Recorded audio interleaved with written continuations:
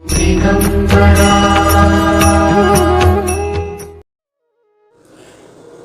समर्थ महाराज सत्संग में बैठे भक्तों को ज्ञान दे ही रहे थे कि उन्होंने देखा एक आदमी बड़े घमंड के साथ आया और बिना उन्हें नमस्कार किए लोगों के बीच बैठ गया। स्वामी महाराज ने देखा और गुस्से से कहा, ए इधर आ, किस बात का घमंड है तुझे? उसने कहा, कल इस अंतरड़ोपनिषद में बताया है कि 3.5 करोड़ जप करने से ईश्वर के दर्शन होते हैं और मैं ये संख्या बहुत जल्दी पूरी करने वाला हूँ।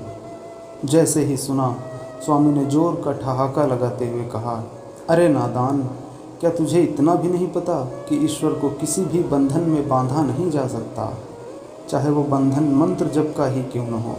तो उसने हैरानी से पूछा, तो फिर स्वामी क्या ग्रंथ में झूठ कहा है? स्वामी ने कहा, ऐसा जरूरी नहीं कि 3.5 करोड़ जप या उससे ज़्यादा जप करने से दर्शन होंगे ही, क्योंकि भगवान का दर्शन क्रिया या संख्या से नहीं बल्कि भाव या लगन से ही संभव है।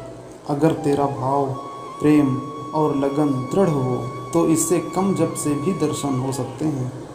याद रखना, संख्या केवल इसलिए है कि मनुष्य को आलस या प्रमाद न आए। साधक समय बर्बाद न करके मंत्र जपता रहे। ऐ इंसान, अगर कोई कामना न हो और केवल प्रभु दर्शन की लगन हो तो केवल एक जप से ही उसके दर्शन हो जाएंगे। याद रखना, अपनी वृत्ति संख्या से ज़्यादा ईश्वर में रखो और नाम जप भी ऐसे जपो जैसे ये हमारे प्यारे प्रभु का नाम हो। और ईश्वर के जिस भी स्वरूप के दर्शन की इच्छा हो तो उसी स्वरूप का बस नाम जपते रहो।